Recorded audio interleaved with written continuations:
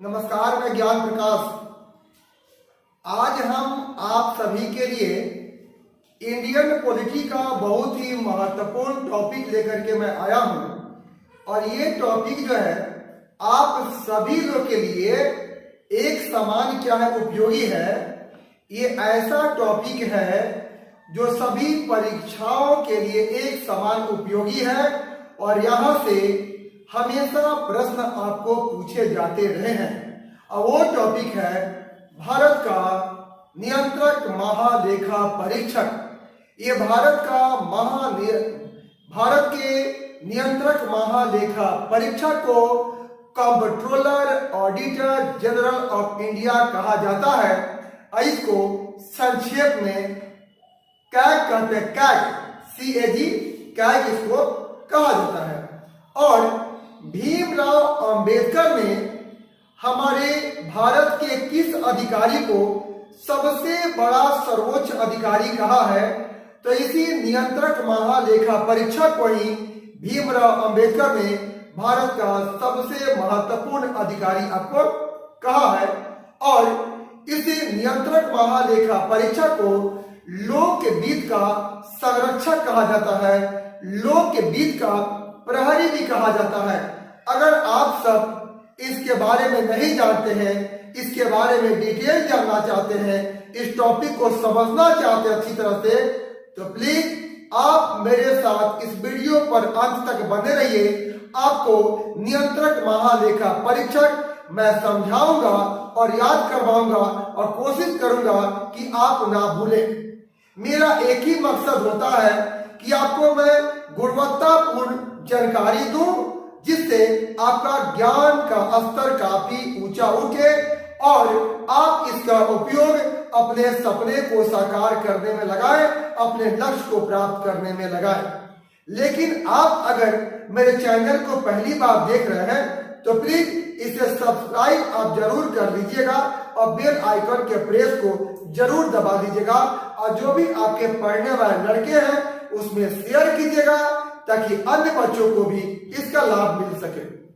और मैं आप सबसे कहना चाहता हूं कि देखिए, मैं इसके पहले वीडियो में मैं प्रधानमंत्री का जो पार्ट आपका सेकंड में पढ़ाया हूं, तो प्रधानमंत्री के पार्ट आपका जो सेकंड है उसमें कार्यवाहक प्रधानमंत्री जो गुलजारीलाल नंदा थे, वो कार्यवाहक प्रधानमंत्री गुलजारीलाल नंदा जब लाल बहादुर शास्त्री के बाद वे दूसरी बार कार्यवाहक प्रधानमंत्री बने हैं तो उनका जो कार्यकाल जो है आपका 11/1/1966 होगा, 11/1/1966 होगा। और ह्यूमन एरर हो गया है, वहां थोड़ा मिस्टेक हो गया है, वहां 11/6/1966 हो गया है। तो कृपया करके आप वहां पर 11/1/1966 जो है आप समझेंगे, वहां पर लिख लेंगे। आइए हम चलते हैं टॉपिक पर और आप इस टॉपिक को ध्यान से देखेंगे। अगर आप ध्यान से नहीं देखेंगे तो समझ में नहीं आएगा, क्योंकि कोई भी आप पिक्चर जो होता है आप 1 मिनट 2 मिनट में आप नहीं समझ सकते हैं। पूरे पिक्चर का क्लाइमेक्स या एंड तब तक नहीं पता चलता है जब तक पूरी पिक्चर को हम नहीं देखते हैं। हम पिक्चर को एंड तक देखते हैं तब पिक्चर की असली कहानी समझ में आती है। तो ये कंप्ट्रोलर ऑडिटर जनरल नियंत्रक महालेखा परीक्षक को भी आप अंत तक देखिए, आपको पूरी तरह समझ में आएगा और क्लियर हो जाएगा। और मैं टॉपिक पर आने से पहले मैं आप सभी का उत्साहवर्धन करना चाहता हूं कि बिना उत्साह और जुनून के कोई भी काम हम नहीं कर सकते हैं। आपके अंदर जुनून, जोश, उत्साह जब तक नहीं होगा आप किसी भी क्षेत्र में आप आगे नहीं चल सकते हैं। और हम कोई भी कर्म ऐसा ना करें, कोई भी कर्म हम ऐसा ना करें जिससे हमारे अंदर का उमंग, उत्साह कम हो जाए। ये हम सभी को पता होता है कि कौन सा काम करते हैं तो हमारे अंदर जो है कमजोरी फील होती है और कौन सा काम करते हैं तो हमको अंदर से मजबूती फील होती है। जो आपको अंदर से स्ट्रॉन्ग करता है, जो कर्म आपको अंदर से स्ट्रॉन्ग करता है वो सारे अच्छे कर्म होते हैं, और जो कर्म आपको अंदर से वीक करता हो वो सारे बुरे कर्म होते हैं। तो जो काम हमके अंदर से स्ट्रॉन्ग करे उस काम को हमको करना है। और मैं आपसे कहना चाहता हूं कि हो चुका है आगाज रन का, वक्त बदलने की बारी है। इतिहास वही बनाएगा, इतिहास वही बनाएगा, इतिहास वही बनाएगा जिसका संघर्ष आपको जारी है। जिसका संघर्ष आपको जारी होता है, इतिहास वही रचता है। जो रातों के नींद को उड़ाता है, इतिहास वही जो है बनाता है। जो कठोर परिश्रम करता है, जो अपने सुख सुविधाओं का त्याग करता है, उसी को सफलता मिलती है। और आइए हम चलते हैं भारत का नियंत्रक महालेखा परीक्षक। आइए, तो ये भारत का जो नियंत्रक महालेखा परीक्षक है, ये एक संवैधानिक क्या है निकाय है। ये क्या है? संवैधानिक है। और हमारे भारतीय संविधान के भाग 5 में इसका उल्लेख है। और संविधान का सबसे बड़ा भाग क्या होता है? तो संविधान का सबसे बड़ा भाग है आपका 5 है। उसी में नियंत्रक महालेखा परीक्षक का उल्लेख है। और हमारे भारतीय संविधान के अनुच्छेद 148 से 151 में नियंत्रक महालेखा परीक्षक की चर्चा की गई है। और अनुच्छेद 148 के अनुसार भारत का एक नियंत्रक महालेखा परीक्षक होगा। अनुच्छेद 148 के अनुसार एक भारत का नियंत्रक महालेखा परीक्षक होगा। और ये नियंत्रक महालेखा परीक्षक का कार्य क्या होता है? ये कार्य होता है कि संघ एवं राज्य में जो भी आय और व्यय होता है, उस आय और व्यय का ऑडिट कौन करता है? यह नियंत्रक महालेखा परीक्षक करता है। यानी ये जो नियंत्रक महालेखा परीक्षक है, यह संघ एवं राज्य के समस्त वित्तीय प्रणाली पर नजर रखता है। ये कई बार प्रश्न पूछे हुए हैं कि संघ और राज्य के समस्त वित्तीय प्रणाली पर नजर कौन रखता है? तब का जवाब होगा यह नियंत्रक महालेखा परीक्षक जो है करता है। और ये समस्त वित्तीय प्रणाली पर नजर रखने के लिए, आय और व्यय की गणना करने के लिए ही हमारे भारतीय संविधान में नियंत्रक महालेखा परीक्षक का प्रावधान किया गया है। और भीमराव अंबेडकर, जिसको संविधान का पिता कहा जाता है, उस भीमराव अंबेडकर ने इस नियंत्रक महालेखा परीक्षक को देश का सर्वोच्च पदाधिकारी बताया है। अब आइए, ये नियंत्रक महालेखा परीक्षक की आखिर नियुक्ति कौन करता है? तो इसकी नियुक्ति जो है आपको राष्ट्रपति करते हैं। और ये नियंत्रक महालेखा परीक्षक जो होता है, ये राष्ट्रपति के प्रसाद पर्यंत यानी ड्यूरिंग द प्लेजर पद को धारण करता है। और ये नियंत्रक महालेखा परीक्षक जो होता है, ये इसको शपथ जो होता है राष्ट्रपति दिलाता है। और समय से पहले नियंत्रक महालेखा परीक्षक अपना त्याग पत्र राष्ट्रपति को ये सौंप देता है। और यह नियंत्रक महालेखा परीक्षक के विषय में कहा गया है कि अगर यह पद से हट गया, तो पद मुक्त होने के बाद, अवकाश ग्रहण करने के बाद यह संघ एवं राज्य सरकार के अधीन किसी पद को धारण ये नहीं करेगा। ये कंडीशन जो है हमारे भारतीय संविधान में है। और ये नियंत्रक महालेखा परीक्षक का जो वेतन का निर्धारण होता है, ये संसद के द्वारा होता है। और नियंत्रक महालेखा परीक्षक का वेतन जो होता है, ये सुप्रीम कोर्ट के अन्य न्यायाधीश के बराबर होता है। यानी नियंत्रक महालेखा परीक्षक का जो वर्तमान में मासिक वेतन है, ये आपको 2.5 लाख रुपया है। कितना है?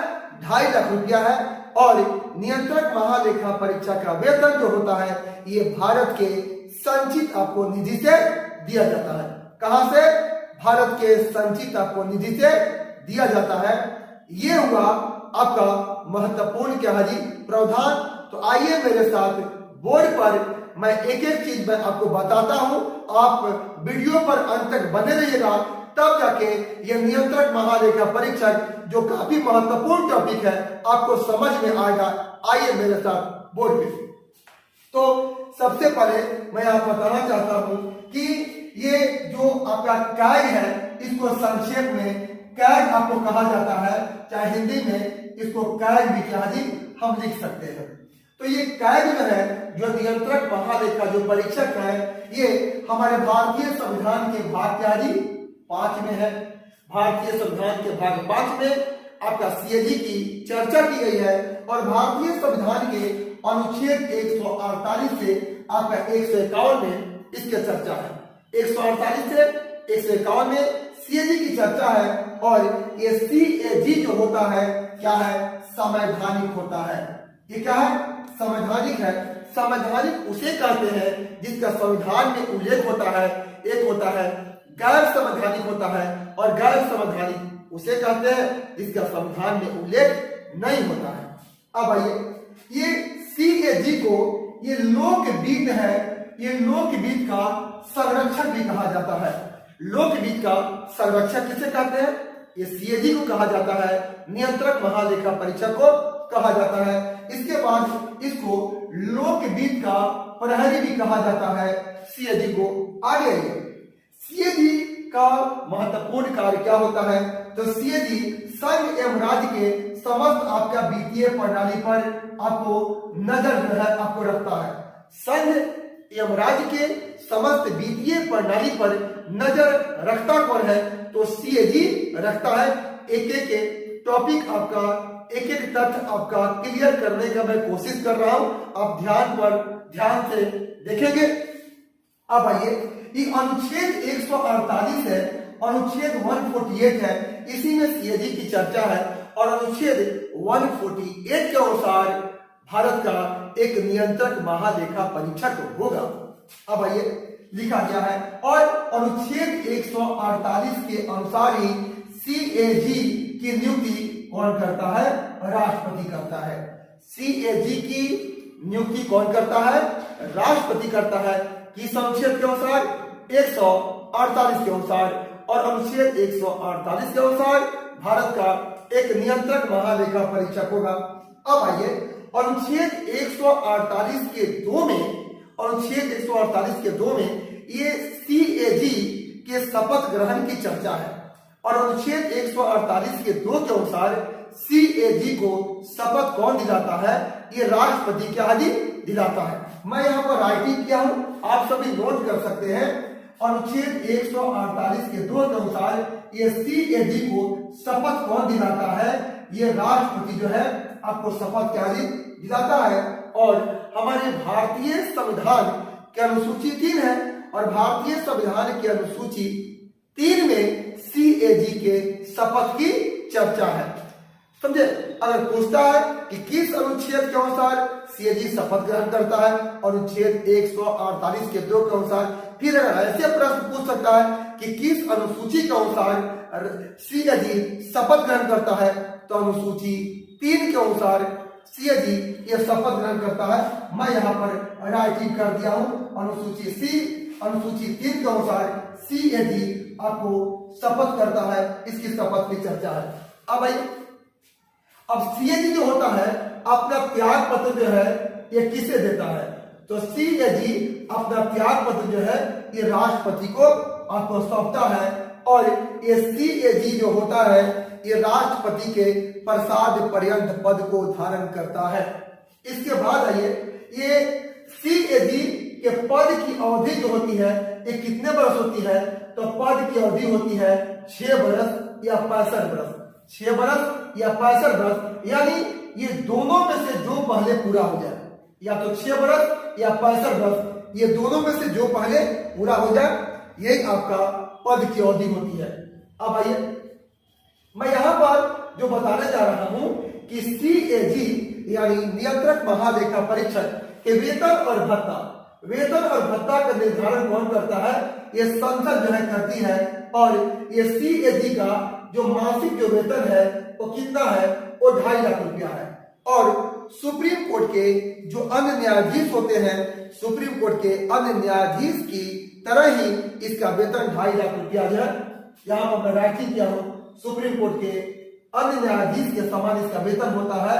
और सीएजी का वेतन जो होता है ये भारत के संचित आपको निधि से क्या दिया जाता है। अब आइए मैं यहां पर जो बताने जा रहा हूं कि अनुच्छेद 148 के अनुच्छेद 148 के 1 के अनुसार सीएजी को उसी विधि या आधार पर हटाया जाता है जिस आधार पर सुप्रीम कोर्ट के न्यायाधीश को हटाया जाता है।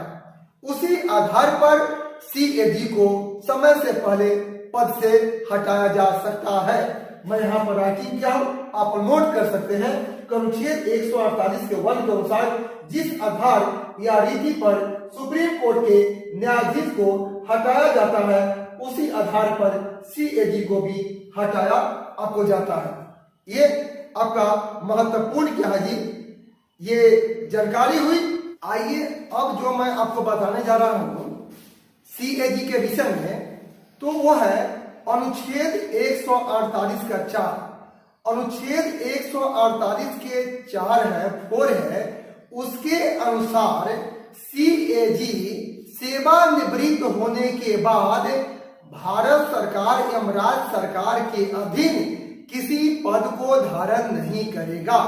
अगर परीक्षा में पूछता है कि किस अनुच्छेद के अनुसार सीएजी भारत सरकार एवं राज्य सरकार के अधीन सेवानिवृत्ति के बाद वो कोई पद धारण नहीं करेगा, आपका जवाब होगा अनुच्छेद 148 के 4 के अनुसार वो कोई पद को धारण नहीं करेगा। अब आइए अनुच्छेद आपका 149 है। अनुच्छेद 149 में सीएजी यानी नियंत्रक महालेखा परीक्षक के कार्य और शक्तियों का उल्लेख है। अब आइए सबसे बड़ी बात है कि सीएजी का जो मुख्य कार्य होता है वो है भारत सरकार एवं राज्य सरकार के आय और व्यय का ऑडिट कौन करता है? वो करता है सीएजी करता है। और भारत सरकार के जो भी आपका ऑडिट करता है, जो व्यय की जांच करता है, उसका रिपोर्ट को राष्ट्रपति को सौंपता है। जबकि राज्य सरकार के जो भी व्यय होते हैं उसका जांच करके, उसका ऑडिट करके, उसका रिपोर्ट और राज्यपाल को सौंपता है। आइए मेरे साथ बोर्ड पर मैं यहाँ बताता हूँ। यहाँ पर आप नोट कर सकते हैं अनुच्छेद 148 के 4 के अनुसार कि सेवानिवृत्ति के बाद सीएजी भारत एवं राज्य सरकार के अधीन ये कोई पद को धारण जो है वो नहीं करेगा। आप यहां से नोट कर सकते हैं। इसके बाद अनुच्छेद 149 में ये सीएजी के आपके कार्य और शक्तियों की क्या जी ये चर्चा की गई है। अब आइए ये सीएजी क्या करता है? ये सीएजी संघ एवं राज्य के जो भी व्यय होते हैं, जो खर्च होता है, उसकी जांच कौन करता है? ये सीएजी करता है। याद हुआ, संघ एवं राज्य के जो भी खर्च होते हैं, जो व्यय होता है, उसका ऑडिट जांच कौन करता है?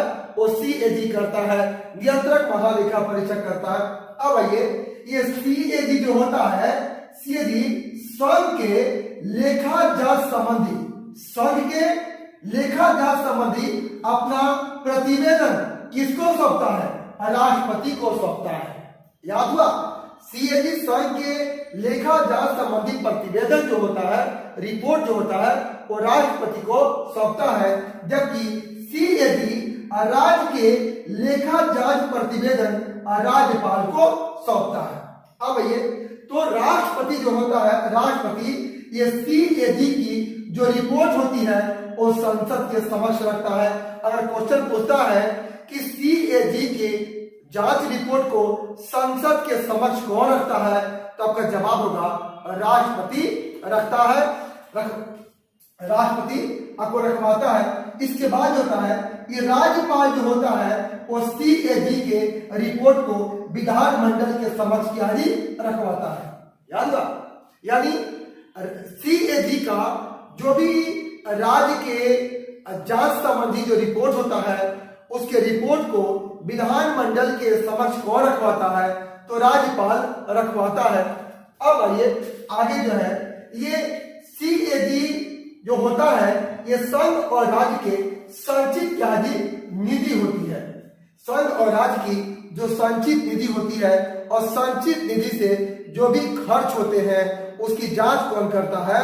तो सीएजी करता है, नियंत्रक महालेखा परीक्षक करता है। आप यहां से नोट कर सकते हैं कि सीएजी संघ एवं राज्य के संचित निधि से सभी प्रकार के व्यय यानी खर्च की जांच जो है करता है। अगर क्वेश्चन पूछे कि भारत की संचित निधि और राज्य की संचित निधि से व्यय की जांच कौन करता है? आंसर होगा सीएजी करता है, नियंत्रक महालेखा परीक्षक करता है। अब ये संघ एवं राज्य के लेखाओं का प्रारूप, संघ एवं राज्य के लेखाओं का प्रारूप राष्ट्रपति किसकी सलाह से करता है? तो सीएजी के सलाह से ये आपको तय करता है। एक बात और ध्यान देंगे, संघ एवं राज्य के लेखाओं का प्रारूप राष्ट्रपति किसकी सलाह से तय करता है? तो सीएजी की सलाह से ये तय करता है। इसके बाद जो है यहाँ पर मैं बताने जा रहा हूं कि ये सीएजी का और कौन कौन सी शक्तियां और कार्य है। ध्यान दीजिए, संघ एवं राज्य से पोषित सभी निकाय यानी बॉडी, सभी निकाय या सरकारी कंपनी। यहाँ कहने का मतलब है कि संघीय सरकार और राज्य सरकार के धन से जो भी आपका चलने वाले जो आपके निकाय है, जो भी चलने वाली सरकारी कंपनियां हैं, तो आय और व्यय उस सभी निकाय और सरकारी कंपनियां जो संघ और राज्य के खर्च से चल रहे हैं उसके आय और व्यय की जांच कौन करता है? आपका सीएजी करता है। अब आइए, काफी महत्वपूर्ण जानकारी है कि संघीय सरकार में जो भी आपका व्यय हुआ उसका जांच करके राष्ट्रपति को सीएजी सौंपता है। लेकिन अगर सवाल पूछे कि केंद्र सरकार के मामले में सीएजी के रिपोर्ट की जांच कौन कर सकता है? तो केंद्र के मामले में सीएजी के रिपोर्ट की जांच संसद की लोक लेखा समिति करती है। याद हुआ, केंद्र के मामले में सीएजी के रिपोर्ट की जांच लोक लेखा समिति करती है, यानी पब्लिक अकाउंट कमेटी करती है। इसे कहते हैं पीएसी पब्लिक अकाउंट कमेटी करती है। और राज्य के मामले में सीएजी के रिपोर्ट की जांच विधानमंडल की लोक लेखा समिति करती है। काफी महत्वपूर्ण है, आप यहां से नोट कर सकते हैं कि केंद्र के मामले में सीएजी के रिपोर्ट की जांच संसद की ये लोक लेखा समिति जो कहते हैं पब्लिक अकाउंट कमेटी करती है। इसके बाद यहां है आपके राज्य के मामले में सीएजी के रिपोर्ट की जांच विधानमंडल की ये आपको लोक लेखा समिति ये करती है। इसके बाद ये काफी महत्वपूर्ण है, ये आपके सीएजी के कार्य और शक्तियां है। अब आइए, देश का पहला नियंत्रक महालेखा परीक्षक कौन था? तो देश का पहला नियंत्रक महालेखा परीक्षक आपके कौन थे? बी क्या थे? नरहरि थे। कौन था? बी आपके नरहरि थे। इसका मैं दूसरा ही बता दिया हूं कि देश के दूसरे सीएजी कौन थे? तो देश के दूसरे सीएजी आपका एक क्या थे? चंद्रा थे। लेकिन वर्तमान में देश का सीएजी अभी हाल में ही किसे बनाया गया है? वो बनाया गया है गिरीश चंद्र चाहजी मुर्मू। ये गिरीश चंद्र मुर्मू को ये वर्तमान में सीएजी यानी भारत का नियंत्रक महालेखा परीक्षक बनाया गया है। यानी गिरीश चंद्र मुर्मू से पहले भारत का नियंत्रक महालेखा परीक्षक कौन था? तो थे राजीव कुमार थे। ये हुआ भारत का नियंत्रक महालेखा परीक्षक और इसी को भीमराव अंबेडकर ने देश का सर्वोच्च अधिकारी बताया है। मुझे पूर्ण विश्वास है आपको समझ में आया होगा और याद भी हो गया होगा। आप बार बार वीडियो को देखेंगे, फिर राइटिंग करेंगे। राइटिंग करने से हमेशा के लिए अस्थायी हो जाता है और रिवीजन करेंगे। रिवीजन की इतनी शक्ति है कि इसके विषय में कहा गया है practice make a man perfect. Practice make a man perfect, यानी प्रैक्टिस ही जो है आदमी को जो है परफेक्ट जो है बनाता है। बार बार अभ्यास करेंगे और जो भी इससे रिलेटेड क्वेश्चन है अब बनाएंगे, सारे क्वेश्चन बनेंगे। मुझे पूर्ण विश्वास है पुनः मैं एक महत्वपूर्ण टॉपिक लेकर के पुनः आऊंगा। आप सभी को बहुत बहुत